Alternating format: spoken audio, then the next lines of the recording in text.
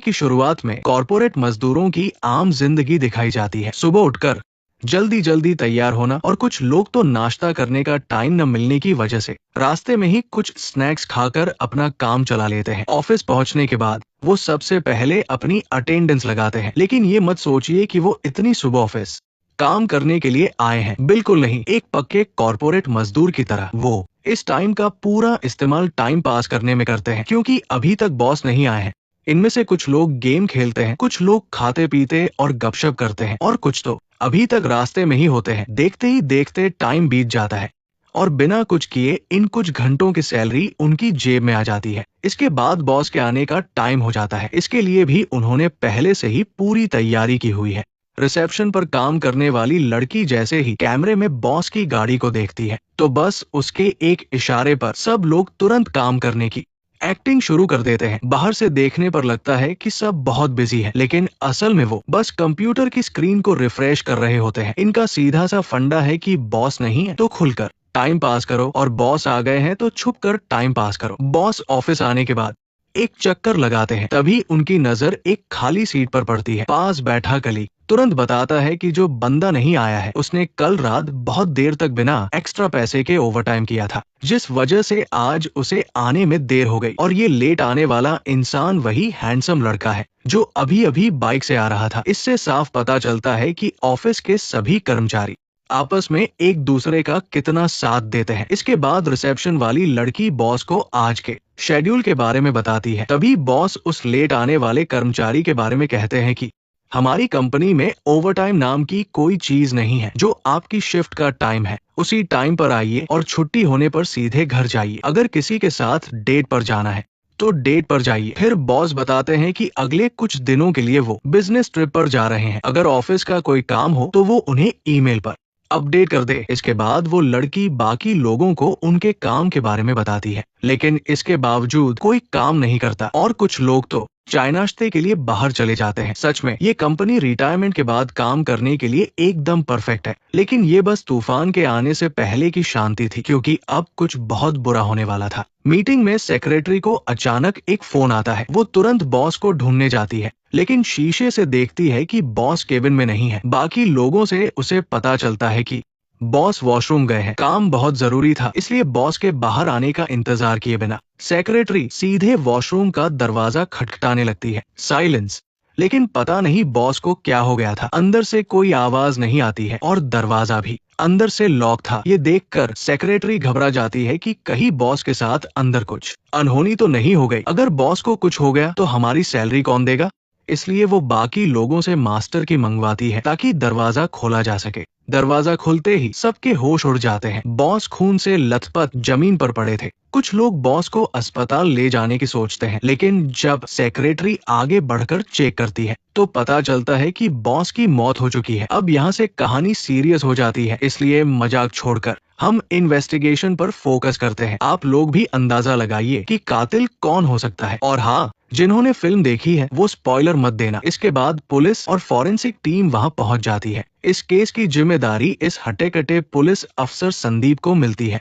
तभी उसके फोन की घंटी बजती है। ये उसके सीनियर का फोन था, जो संदीप को हिदायत देता है कि इस केस को पूरी गंभीरता से ले और सच का पता लगाकर ही दम ले, क्योंकि मरने वाला इंसान मिनिस्टर का बहुत अच्छा दोस्त था। फॉरेंसिक टीम डेड बॉडी की शुरुआती जांच करती है। बॉस के चेहरे की मांसपेशियां अकड़ गई थी, जिससे पता चलता है कि मौत करीब 1 घंटे पहले हुई है। सिर पर एक गहरी चोट के अलावा शरीर पर कहीं और कोई चोट का निशान नहीं था। इसके अलावा बॉस की पैंट पर कॉफी के दाग थे, और ड्रॉर में रखी दवाइयों से पता चलता है कि उन्हें क्रॉनिक ऑब्स्ट्रक्टिव पल्मोनरी डिजीज यानी फेफड़ों की बीमारी थी। आसान भाषा में बताओ तो जब कोई इंसान बहुत ज्यादा स्मोकिंग करता है या धूल मिट्टी में रहता है तो फेफड़ों की नसें ब्लॉक हो जाती है, जिससे सांस लेने में बहुत दिक्कत होती है। इन सारी बातों को जोड़कर फॉरेंसिक टीम एक थ्योरी बनाती है। ऐसा लगता है कि बॉस की पैंट पर कॉफी गिर गई थी, जिसे साफ करने के लिए वो वॉशरूम गए होंगे। तभी अचानक उन्हें सांस लेने में दिक्कत होने लगी और उनका बैलेंस बिगड़ गया।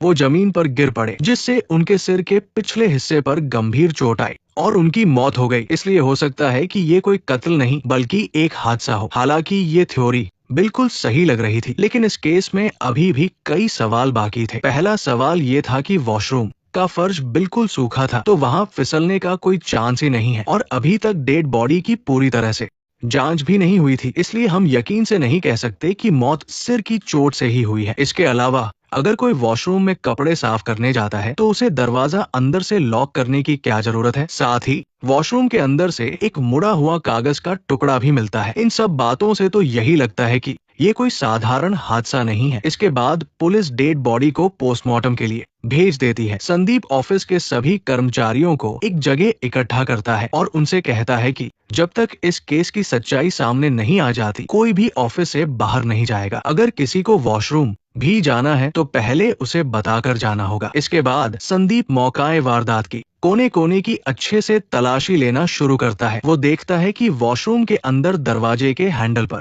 खरोंच के 2 गहरे निशान थे। ऐसा लग रहा था कि ये किसी इंसान ने किए हैं। हो सकता है कि बॉस वॉशरूम में फंस गए हों और दरवाजे का लॉक खराब होने की वजह से उन्होंने बाहर निकलने के लिए हैंडल को जोर से खींचा हो। संदीप तुरंत एक चाबी बनाने वाले को बुलाता है ताकि वो चेक कर सके कि लॉक में कोई खराबी तो नहीं है। लेकिन चाबी वाला अच्छे से चेक करने के बाद बताता है कि लॉक बिल्कुल ठीक काम कर रहा है। अब ये बात पूरी तरह से साफ हो चुकी थी कि ये कोई हादसा नहीं है। इसके बाद वो लोग सीसीटीवी फुटेज चेक करते हैं, जिसमें बिल्कुल वैसा ही दिख रहा था जैसा उन्हें लगा था। बॉस अपने केबिन से निकलकर वॉशरूम में अपनी पैंट पर गिरे कॉफी के दाग साफ करने गए थे। अब संदीप का दिमाग बुरी तरह चकरा रहा था कि बॉस ने वॉशरूम का दरवाजा अंदर से लॉक क्यों किया, और अगर लॉक कर भी लिया था तो हैंडल पर खरोंच के निशान बताते हैं कि उन्होंने बाहर निकलने की कोशिश की थी, लेकिन फिर दरवाजा क्यों नहीं खुला। इस बात पर पास खड़ा एक जूनियर अफसर कहता है कि इसमें कोई बड़ी बात नहीं है, क्योंकि उसे भी वॉशरूम में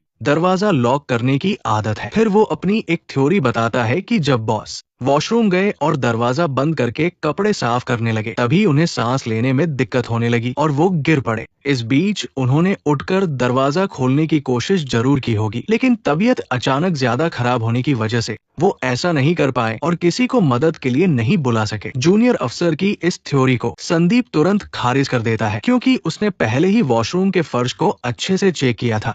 वहाँ किसी के घिसटने के कोई निशान नहीं थे। इसका मतलब है कि गिरने के बाद बॉस अपनी जगह से हिले ही नहीं। तभी एक पुलिस वाला याद दिलाता है कि जब बॉस वॉशरूम में थे तो उसी दौरान 3 महिला कर्मचारी भी वॉशरूम के आसपास मौजूद थी, लेकिन संदीप उनसे पहले ही पूछताछ कर चुका था कि वो सिर्फ वॉशरूम के पास लगे वाटर कूलर से पानी पीने गई थी और इतने कम समय में वो कुछ और कर भी नहीं सकती थी। केस की इन्वेस्टिगेशन फिर से उलझ जाती है। अब संदीप मरने वाले की फैमिली बैकग्राउंड और उसकी पर्सनल लाइफ के बारे में असिस्टेंट से पता चला कि बॉस, जिसका नाम जॉन था, उसने 2 बार शादी की थी, लेकिन दोनों बार तलाक हो गया। इस दुनिया में उसका इकलौता रिश्तेदार उसका एक भाई है जो अभी अमेरिका में है और वो भी बहुत अमीर है। अगर दोनों के पैसों को मिला दिया जाए तो उनकी 10 पुश्तें आराम से खा सकती है, इसलिए पैसों के लिए कत्ल की बात तो हो ही नहीं सकती। इसके अलावा जॉन का बिजनेस पार्टनर भी था जिसका नाम जॉर्ज था।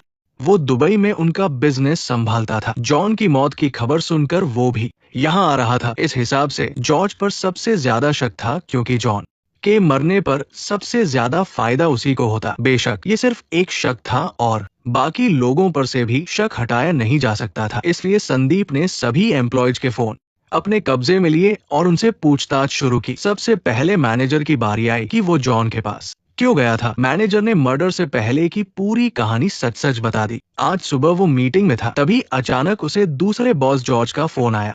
उसने कहा कि जॉन का फोन नहीं लग रहा है, तो उसने मैनेजर को देखने के लिए भेजा। इसके बाद ही टॉयलेट में उसकी लाश मिली। इसके अलावा उन्हें ये भी पता चला कि मैनेजर पहले जॉर्ज के साथ काम कर चुका था, इसलिए अगर जॉर्ज कातिल हुआ तो मैनेजर उसका साथी हो सकता है। इसके बाद संदीप ने सबसे पूछा कि जब बॉस टॉयलेट में बेहोश हुआ तो क्या किसी ने भी अंदर से कोई आवाज नहीं सुनी। एक मोटी लड़की ने बताया कि उस वक्त सफाई वाली आंटी सफाई कर रही थी, जिससे पूरे ऑफिस में वैक्यूम क्लीनर की तेज आवाज आ रही थी। सबसे पूछताछ के बाद भी कोई खास सुराग नहीं मिला। फिर संदीप ने सिक्योरिटी गार्ड से पूछा कि उस वक्त वो क्या कर रहा था। गार्ड ने कहा कि सुबह वो कचरा जला रहा था, जो ऑफिस का रोज का कचरा था और ये उसका रोज का काम था। इसके अलावा उसने चाबियों से टॉयलेट का दरवाजा खोलने में मदद की थी क्योंकि ऑफिस की सभी एक्स्ट्रा चाबियां उसी के पास रहती है। आखिरकार संदीप जॉन के ऑफिस में वापस आया और एम्प्लॉय से अकेले में पूछताछ की। पता चला कि जॉन बहुत ही अच्छा बॉस था। अगर कोई बीमार पड़ता था तो वो अपनी जेब से उसके इलाज का खर्चा देता था और पेड लीव भी देता था। इसके अलावा जॉन ऑफिस में फ्री चाय और बिस्कुट भी रखता था ताकि काम के दौरान कोई भूखा ना रहे। एम्प्लॉयज इसके लिए उसके बहुत आभारी थे। आजकल के जमाने में अच्छी नौकरी से ज्यादा अच्छा बॉस मिलना मुश्किल है। बेशक सिर्फ उनकी बातों से उनका शक दूर नहीं हो सकता था। जब सबकी पर्सनल चीजें चेक की गई तो आखिरकार कुछ जरूरी सुराग मिल गए। करली बालों वाली लड़की के बैग से नींद की गोलियों की एक बोतल मिली। आपको बता दें कि बिना डॉक्टर के प्रिस्क्रिप्शन के नींद की गोलियां खरीदना नामुमकिन है। संदीप ने लड़की से पूछा कि दवा कहाँ से ली, तो वो बोली कि वो भूल गई है, बस इतना याद है कि पिछले हफ्ते ली थी। अरे मैडम, आपको नींद नहीं आती, याददाश्त तो ठीक है। संदीप ने उससे ज्यादा पूछताछ नहीं की और सीधा अपने साथियों को दवा का पता लगाने को कहा। आगे चेकिंग के दौरान एक आदमी के हाथ पर खरोंच मिली। उसने बताया कि आज सुबह टेबल की कील से उसे खरोंच लग गई थी। चेक करने पर उसकी बात बिल्कुल सच निकली। तभी अचानक एक पुलिस वाले ने देखा कि भीड़ में एक आदमी बहुत अजीब बर्ताव कर रहा था, जैसे कुछ छिपा रहा हो। ये क्या है? कुछ नहीं, ये एक बैग है। बैग? मुझे सब समझ आ रहा है। तुम अंदर क्या ढूंढ रहे हो? मैं तो बस ऐसे ही देख रहा था। तुम मुझसे ये सब क्यों पूछ रहे हो? बाहर निकालो इसे, बाहर निकालो। हिलो मत, हिलो मत, हिलो मत, हिलो मत। वही रुक जाओ, हिलो मत, रुक जाओ, हिलो मत, रुक जाओ, हिलो मत, भागो मत। वही रुक जाओ, हिलो मत, हिलो मत, रुक जाओ, रुक जाओ, हिलो मत। आखिरकार वो ज्यादा दूर नहीं भाग पाया और नीचे पुलिस ने उसे घेर लिया और उस आदमी ने जो चीज छिपाई थी वो ड्रग्स थी। चलो कुछ तो हाथ लगा। मर्डर तो सॉल्व नहीं हुआ, लेकिन एक ड्रग केस जरूर पकड़ा गया। उस आदमी को हथकड़ी पहनाने के बाद दूसरा बॉस जॉर्ज भी ऑफिस आ गया। संदीप के पूछे गए सवालों का जॉर्ज ने बहुत ही आराम से और सच सच जवाब दिया। उसने बताया कि वो पिछले बुधवार ही वापस आया है। वो यहाँ एक दोस्त की शादी में शामिल होने आया था और वो आखिरी बार जॉन से 2 हफ्ते पहले दुबई में मिला था। वापस आने के बाद दोनों की कभी मुलाकात नहीं हुई, बस फोन पर ही बात होती थी। आज सुबह भी उसने काम के सिलसिले में जॉन को फोन किया था, लेकिन उसका फोन नहीं लग रहा था, इसलिए उसने मैनेजर को चेक करने के लिए भेजा था और तब जाकर उसे जॉन की मौत का पता चला। जहाँ तक बात है जॉन के बाद बिजनेस कौन संभालेगा, तो वो जॉर्ज नहीं बल्कि जॉन का भाई होगा। इसके लिए उन्होंने बहुत पहले ही एग्रीमेंट कर लिया था। अगर ऐसा है तो जॉर्ज के पास पैसों के लिए कत्ल करने की कोई वजह नहीं थी। मजबूरी में संदीप को जॉर्ज को वापस भेजना पड़ा, लेकिन जब तक कातिल नहीं पकड़ा जाता तब तक वो देश से बाहर नहीं जा सकता था। फिलहाल नींद की गोलियों के अलावा उन्हें जो भी सुराग मिले वो सब बेकार थे। इससे संदीप काफी परेशान हो गया। वो थोड़ा रिलैक्स होने के लिए बाहर आया और तभी अचानक उसे एक बहुत बड़ा सुराग मिल गया। उसने देखा कि सामने खड़ी कार पर लॉलीपॉप जैसा कोई डिजाइन बना था। ये डिजाइन उसके लिए नया नहीं था, क्योंकि उसकी खुद की कार पर भी बिल्कुल वैसा ही डिजाइन बना था। ये तब हुआ था जब वो एक न्यूरोलॉजिस्ट से मिलने गया था और डॉक्टर की बेटी ने खरोंच मार दी थी। और जैसे ही संदीप को इस बात पर शक हुआ, तभी उसके साथी का फोन आया। उसने बताया कि उस नींद की गोली और उसे लिखने वाले डॉक्टर का पता चल गया है। अब इसे इत्तेफाक ही कहेंगे कि वो डॉक्टर वही न्यूरोलॉजिस्ट था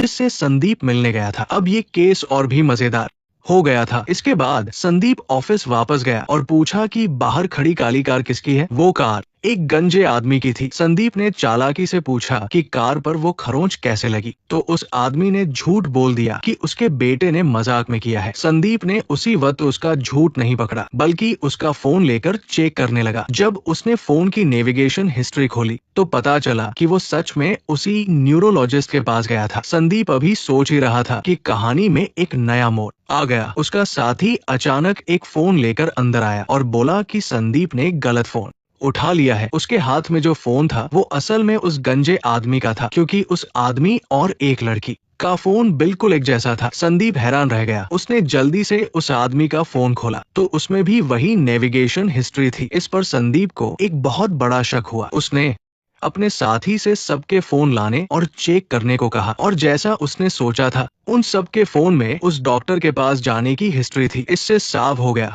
कि दाल में कुछ काला है। संदीप ने उन लोगों से कुछ नहीं पूछा, क्योंकि पूछने पर भी वो सब झूठ ही बोलते, इसलिए वो सीधा डॉक्टर के घर जाने के लिए निकला ताकि वहाँ से पूरा सच बाहर निकाल सके। यहाँ मैं आपको इस डॉक्टर के बारे में थोड़ा बता देता हूँ। वो एक बहुत ही सीनियर न्यूरोलॉजिस्ट है और अजीब बीमारियों का पता लगाने में माहिर है। उसकी पत्नी भी एक बहुत ही बेहतरीन फिजिशियन है। कुल मिलाकर पति पत्नी दोनों एक ही अस्पताल में काम करते हैं। अपने पुराने दोस्त को घर आया देखकर डॉक्टर ने बहुत ही गर्मजोशी से उसका स्वागत किया, लेकिन संदीप ने बिना कोई घुमा फिराकर बात किए सीधा पूछ लिया कि क्या उसका वे कंपनी के एम्प्लॉयड से कोई कनेक्शन है। जैसे ही संदीप ने ये सवाल पूछा, डॉक्टर के हाथ से किताब छूटकर जमीन पर गिर गई। इससे साफ पता चल रहा था कि उसके मन में कुछ तो डर है, लेकिन डॉक्टर ने इस बात से साफ इनकार कर दिया और कहा कि उसने तो वेड कंपनी का नाम तक नहीं सुना है। जब डॉक्टर सच बोलने को तैयार नहीं हुआ तो संदीप को इस केस के बारे में बताना पड़ा। उसने उन दर्जन भर एम्प्लॉयज की नेविगेशन हिस्ट्री भी उसे दिखा दी। अब बस उनका आईडी कार्ड दिखाना ही बाकी रह गया था, लेकिन डॉक्टर का मुंह तो जैसे सिल गया था। वो फिर भी अनजान बनने का नाटक करता रहा। संदीप भी इससे काफी परेशान हो गया। अपनी दोस्ती की खातिर संदीप ने उसे समझाया कि अगर इस केस का सच तुमसे जुड़ा हुआ मिला तो मैं कसम खाता हूँ कि सबसे पहले तुम्ही को गिरफ्तार करूंगा। इस बात ने डॉक्टर को पूरी तरह डरा दिया। आखिरकार ये उसके करियर और फ्यूचर का सवाल था। उसने जल्दी से संदीप को रोका और बोला, तुम जो जानना चाहते हो मैं सब बताऊंगा, यहाँ तक कि अपनी तिजोरी का पासवर्ड भी बता दूंगा। असल में ये डॉक्टर सिर्फ वेड कंपनी को ही नहीं जानता था, बल्कि इस कंपनी के पीछे छिपे काले सच को भी जानता था। इस पूरी कहानी की शुरुआत 1 साल पहले से होती है। उस वक्त मीरा नाम की एक औरत मेरी पत्नी से मिलने आई थी। ये औरत कोई और नहीं बल्कि रिसेप्शन पर बैठने वाली चबी लड़की थी। वो और उसका पति काफी समय से एक बच्चा चाहते थे, लेकिन किसी वजह से वो प्रेग्नेंट नहीं हो पा रही थी। बाद में मेरी पत्नी के लंबे इलाज के बाद वो आखिरकार प्रेग्नेंट हो गई, लेकिन कुछ ही समय बाद उनके साथ एक बड़ा हादसा हो गया। बच्चा पेट में ही मर गया था। इस बात से मेरी पत्नी को उसके लिए बहुत बुरा लगा, लेकिन साथ ही उसे शक भी हुआ। वो एक बहुत ही सीधी सादी लड़की है और वो कोई ऐसा नशा या दवा नहीं ले सकती जिससे उसके शरीर को नुकसान पहुंचे। इसके पीछे की असली वजह जानने के लिए उसने ये बात अपने पति को बताई। वो चाहती थी कि मैं उसका चेकअप करूं। इसके बाद मैंने उसके खून का टेस्ट किया। टेस्ट की जो रिपोर्ट सामने आई उसे देखकर हम दोनों हैरान रह गए।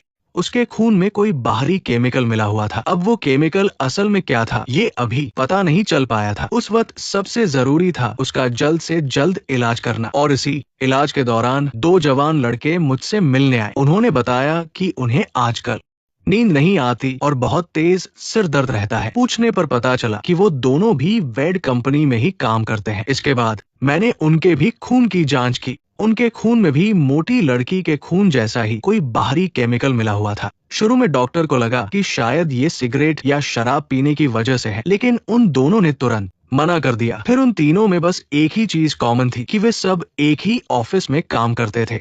अगर ऐसा है तो बाकी लोगों में भी ऐसे ही लक्षण होने चाहिए। इसके बाद उन दोनों ने थोड़ा सोचा तो लगा कि हाँ सच में ऐसा है, लेकिन उनके लक्षण थोड़े अलग थे। किसी के बहुत बाल झड़ रहे थे, किसी की आंखों की रोशनी कम हो रही थी, तो किसी के नाखून टूट रहे थे। पूरी बात जानने के बाद डॉक्टर ने उन दोनों से कहा कि जिनमें भी ये लक्षण है उन सबको यहाँ ले आओ। जब वे सब आए तो डॉक्टर भी हैरान रह गया। वहाँ पूरे दर्जन भर मरीज थे और सबके चेहरे की रंगत उड़ी हुई थी। उनकी असली हालत तो उन दोनों लड़कों के बताने से भी ज्यादा खराब थी। जैसा सोचा था उन सबके खून में भी एक तरह का म्यूटेशन था। ये एक ऐसा केमिकल मिक्सचर था जो शरीर को बदल सकता है। उन्होंने इसे अनजाने में ही खाया या पिया होगा। इसके लिए डॉक्टर ने पूछताछ शुरू की। उसने सबसे पूछा कि ऑफिस में काम चोरी करने के अलावा और कौन कौन से काम हैं जो तुम सब रोज करते हो। तब उन्हें ऑफिस में मिलने वाले फ्री खाने और पानी की याद आई। टेस्ट करने के बाद आखिरकार जवाब मिल ही गया। पता चला कि उनके खून में मौजूद वो केमिकल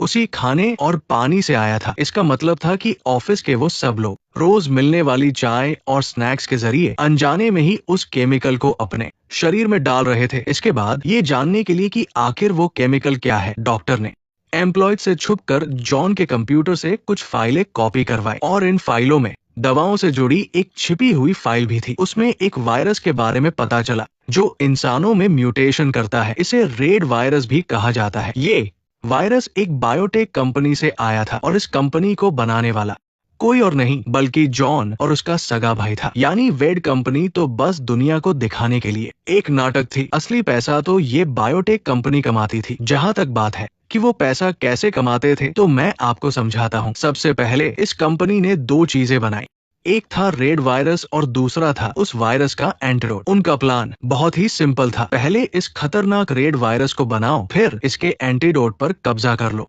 जब वायरस फैलेगा तो लोग अपनी जान बचाने के लिए मुंह मांगे दाम पर उनका एंटीडोट खरीदेंगे। इस तरह वो छप्पर फाड़ के पैसे कमा सकता था। लेकिन क्योंकि एंटीडोट अभी पूरी तरह से तैयार नहीं था, इसलिए जॉन ने अपनी ही कंपनी के लोगों को एक्सपेरिमेंट के लिए गिनी पिग बना लिया। अब सवाल है कि उनमें इतने खतरनाक लक्षण क्यों दिखे? इसका जवाब ही बहुत आसान है। जैसे किसी भी सही दवा को इस्तेमाल करने से पहले इंसान की सेहत और बॉडी टाइप के हिसाब से टेस्ट किया जाता है और उसकी डोज सेट की जाती है। लेकिन जॉन ने इन सब की कोई परवाह नहीं की। उसने सीधा चाय और स्नैक्स में वो एंटीडोट मिला दिया ताकि हर एम्प्लॉय, चाहे उसकी सेहत कैसी भी हो, उसे खा ले। ये तो बिना सोचे समझे दवा खाने जैसा था। हर किसी के जीन्स और सेहत अलग होती है, इसलिए इस जहरीले केमिकल का असर भी सब पर अलग अलग हुआ। जिनकी बॉडी सेंसिटिव थी या जिन्हें पहले से कोई बीमारी थी, उनके लक्षण और भी बुरे हो गए। और एक बार ये एंटीडोट शरीर में चला गया तो फिर इसका कोई इलाज नहीं था। हाँ, एंटीडोट ने उनके शरीर में अपना पहला स्टेज पूरा कर लिया था, इसलिए अब उन्हें और कोई नुकसान नहीं होगा। लेकिन जो लोग गंजे हो गए, उनके बाल वापस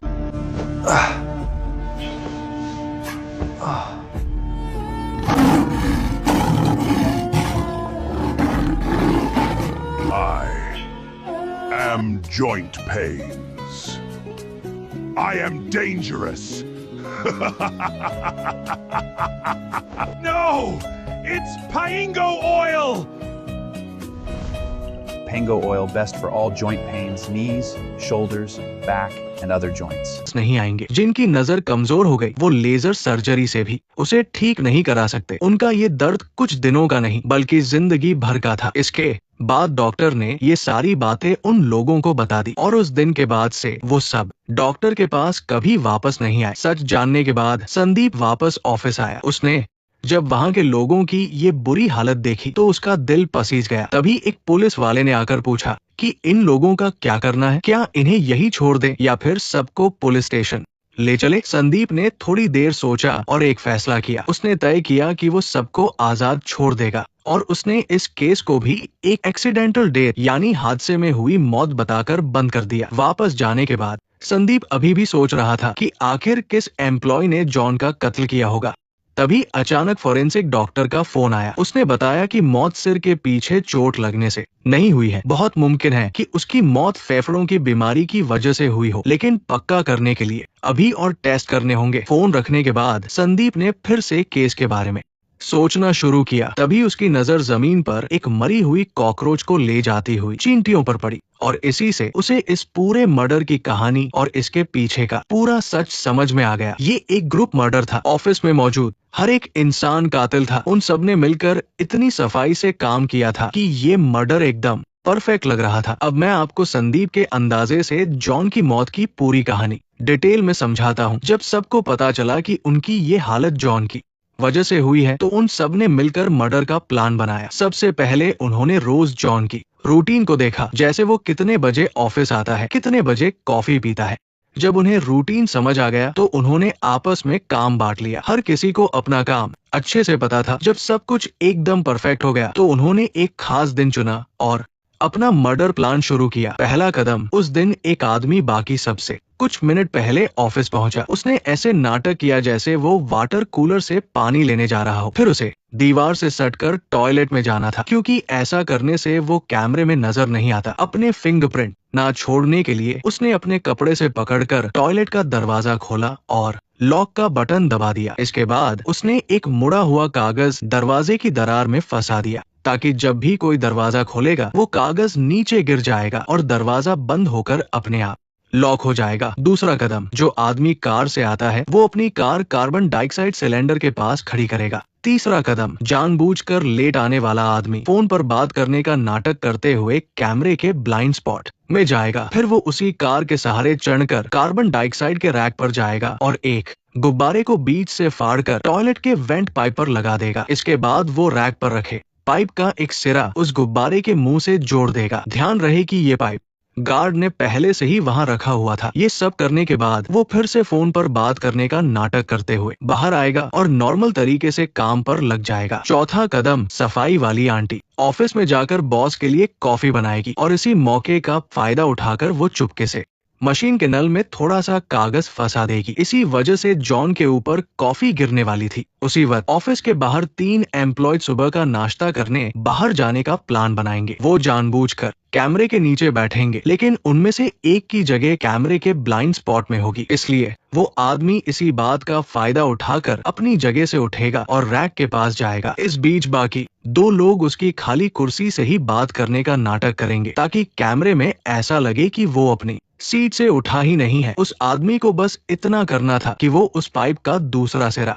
कार्बन डाइऑक्साइड के सिलेंडर में लगा दे, जिससे कार्बन डाइऑक्साइड गैस टॉयलेट के वेंट से अंदर जा सके। अगर किसी चलते फिरते इंसान ने देख लिया तो इसके लिए भी उन्होंने पूरी तैयारी की थी। ऑफिस की चश्मे वाली लड़की जानबूझकर बहुत सारे कचरे के बैग फेंकेगी, जिन्हें सफाई वाली आंटी इकट्ठा करके नीचे ले जाएगी। फिर सिक्योरिटी गार्ड उस कचरे को जलाएगा, जिससे बहुत सारा धुआं होगा और ये धुआं उस पाइप के कनेक्शन को छुपा लेगा। पूरी तैयारी होने के बाद अब बस असली खेल शुरू होने का इंतजार था। जॉन रोज की तरह कॉफी लेने गया और जैसा प्लान था, मशीन से कॉफी सीधा उसके ऊपर गिर गई। जब वो साफ करने के लिए टॉयलेट में गया तो दरवाजे पर लगा कागज नीचे गिर गया और दरवाजा लॉक हो गया। तभी नीचे वाले आदमी ने कार्बन डाइऑक्साइड का वाल्व खोल दिया और गैस पाइप से होते हुए टॉयलेट के वेंट से अंदर जाने लगी। लेकिन बात यही खत्म नहीं हुई। 2 लोगों को पानी पीने का नाटक करना था, जिनमें से एक चुपके से टॉयलेट के दरवाजे के पास जाएगा और हैंडल में एक हेयर क्लिप फंसा देगा, ताकि जॉन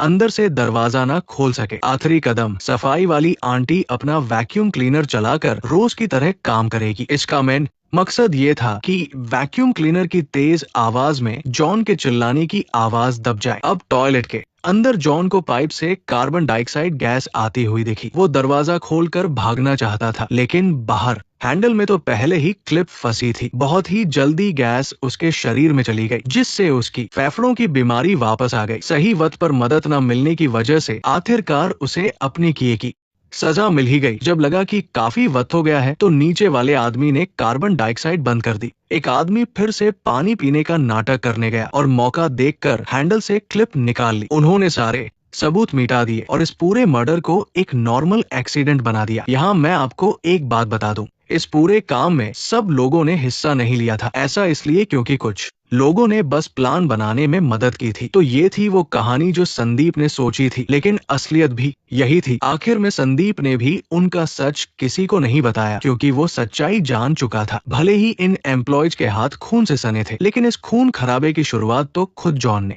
अपने पापों से की थी। जब Subscribe, please.